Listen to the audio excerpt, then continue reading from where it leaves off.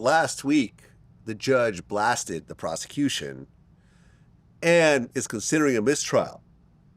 So after over a year and a half, they may have to start over, or they may have to just offer Young Thug a plea deal that's, that he can swallow. So we don't know what's going to happen. By the time this airs, the trial might be over, and then they have to figure out what they're going to do next.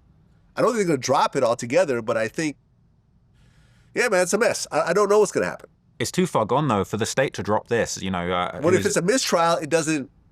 They don't have a choice. It will be dropped, and they have to either retry the entire case and spend millions of dollars all over again, or they have to,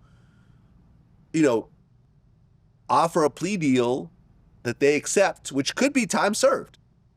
I think a lot of people's jobs are on the line about this case. You know, it wouldn't surprise me. You got people on the prosecution, the DA, they're probably really on the edge of their seats thinking, this got to go right for us. Fannie Willis has been sucked into a few different controversies around this whole situation. So, there's a lot on the line for her, man. She, you know what I'm saying? If it doesn't go her way, it could be a whole world of trouble. But then again, at the same time, who knows? Thug could go down. I think this is one of those cases that could really go either way, and it has been a complete mess. It's been a circus. Yeah, I don't think he's going to walk away from it because I think there's too much evidence pointing at something. Maybe not. I think it's kind of far overreaching, this whole RICO thing and whatever, dozens and dozens of people arrested. But they did find, Glocks with switches and drugs at his house. So that alone, just the Glocks with switches is a very serious charge. And then you got the guns in the car when he was caught with Gunna, which obviously the Alpha plea. And then that brings us back to what we were saying before with, snitching. Is Gunna a snitch? That's been a huge debate in hip hop. Does that count as snitching? Is it not? Doesn't matter at this point because I feel like his career is bigger than it ever was. Fully. Honestly, like in terms of solo songs, he's had his biggest solo songs after everyone started calling him a snitch. I think it's ultimately just promo.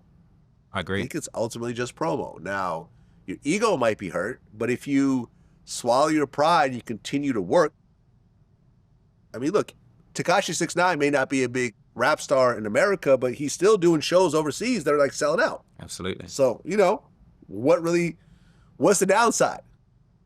Think about it. It's really been incredible to see. Gunna's one of my favorite artists in this modern era. I think he makes incredible music. He's an amazing artist. I know that he'd had some Crip affiliation, but as far as I'm aware, he's not really. He's rolling 60s Crip. But he's not really making that gangster music. He's making that kind of wavy, mumbled, auto-tune rap that's like it's not really about that. And there's little references to gang life in there, but he's all about drip, fashion, culture. I feel like if there was anyone that was going to just transcend this whole gangster snitching thing, it's him.